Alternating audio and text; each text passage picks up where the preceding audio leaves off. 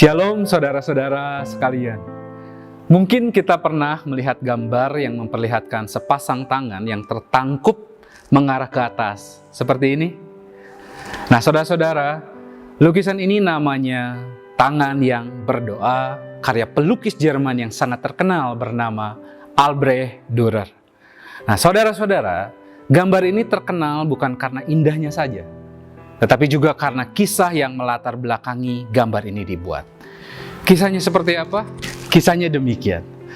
Pada abad ke-15 Masehi, di dekat kota Nuremberg, Jerman, terdapatlah satu keluarga petambang miskin yang memiliki anak berjumlah 18 anak. Menariknya, dua anak terbesar dari keluarga ini, yaitu Albert Dürer dan Albrecht Dürer, mempunyai cita-cita yang tinggi, yaitu suatu saat kelak mereka ingin menjadi seniman terkenal.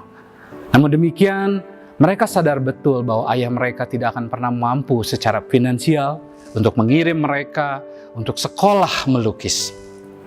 Karena itu mereka berdua bersepakat dan berencana untuk saling membantu dalam mewujudkan mimpinya itu.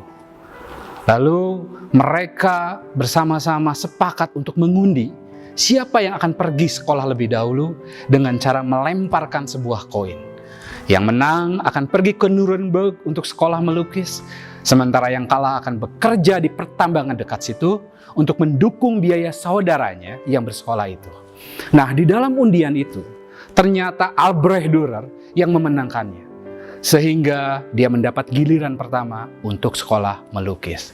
Sementara saudaranya, Albert Dürer, harus bekerja di pertambangan untuk membiayai Albrecht saudaranya yang bersekolah. Nah, singkat cerita saudara-saudara, ternyata Albrecht Dürer adalah orang yang berbakat dalam melukis. Hasil lukisannya bahkan lebih baik daripada guru-gurunya yang mengajar dia. Dan pada saat ia lulus, ia mendapatkan hasil yang gemilang dan mulai mendapatkan uang yang cukup besar atas penjualan karya-karya lukisnya. Nah, ketika Albrecht Dürer itu kembali ke desanya, keluarga Dürer mengadakan pesta makan malam untuk merayakan keberhasilan dari anak mereka itu. Nah, menjelang akhir acara pesta itu, Albrecht menghampiri saudaranya Albert untuk minum dan bersulang dengannya. Nah, sebelum bersulang, Albrecht berkata kepada Albert, "Albert saudaraku, aku sangat berterima kasih atas jerih lelahmu selama ini demi kesuksesanku. Dan sekarang, giliranmu lah untuk pergi sekolah di Nuremberg. Dan saya yang akan membiayai semua yang engkau perlukan."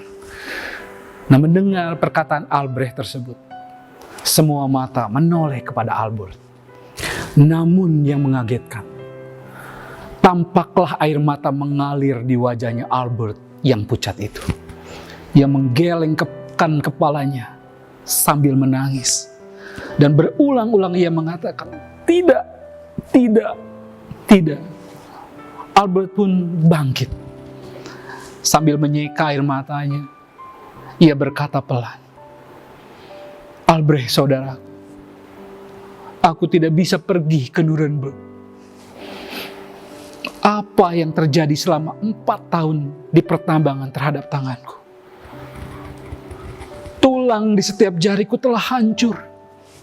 Dan akhir-akhir ini, aku telah menderita rematik begitu parah di tangan kananku. Bahkan aku tidak bisa memegang gelas atau mengambil roti panggang. Apalagi membuat garis halus pada kanvas dengan pena atau kuas. Itu tidak mungkin. Tidak saudaraku, bagiku itu sudah terlambat." Saudara-saudara sekalian, seketika itu suasana berubah menjadi haru. Albrecht Dürer sangat sedih melihat kenyataan saudaranya itu. Dan untuk menunjukkan ungkapan rasa terima kasih dan hormat kepada saudaranya, Albert Dürer, atas semua yang telah dikorbankannya untuk dirinya, maka Albrecht Dürer menggambar tangan dari Albert saudaranya itu. Tangan yang hancur karena rela berkorban untuk memberikan kasih dengan tulus demi mewujudkan sebuah cita-cita saudaranya. Dan hasil lukisannya seperti ini. Nah, saudara-saudara sekalian, mendengar kisah ini, kita diingatkan kembali bahwa sesungguhnya kita pun adalah orang-orang yang dikasihi dengan tulus dan dengan pengorbanan yang sangat besar.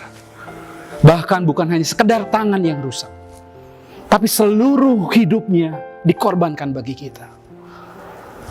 Dia Yesus, Tuhan kita yang walaupun dalam rupa Allah, tidak menganggap kesetaraan dengan Allah itu sebagai milik yang harus dipertahankannya, melainkan telah mengosongkan dirinya sendiri dan mengambil rupa seorang hamba dan menjadi sama dengan manusia. Dan dalam keadaan sebagai manusia, ia telah merendahkan dirinya dan taat sampai mati, bahkan sampai mati di kayu salib.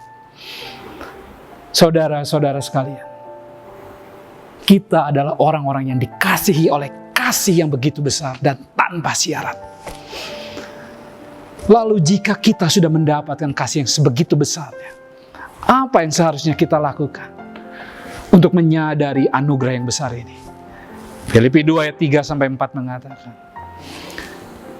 dengan tidak mencari kepentingan sendiri atau puji-pujian yang sia-sia, sebaliknya hendaklah dengan rendah hati yang seorang menganggap yang lain lebih utama daripada dirinya sendiri. Dan janganlah tiap-tiap orang hanya memperhatikan kepentingannya sendiri, tetapi kepentingan orang lain juga. Saudara-saudara semuanya, semoga melalui renungan kita ini, Tuhan menolong kita sekali lagi untuk membuat kita semakin serupa dengan dirinya. Yaitu menjadi pribadi-pribadi yang rendah hati, yang tidak egois, yang hanya mementingkan diri sendiri, tetapi boleh menjadi pribadi-pribadi yang tulus hati, yang rindu mengasihi, bahkan rela berkorban karenanya. Jalan ini bukanlah jalan yang mudah, tetapi yakinlah, ketika kita menjalaninya, kita akan menemukan Tuhan di sana, sumber kebahagiaan kita sejati. Amin.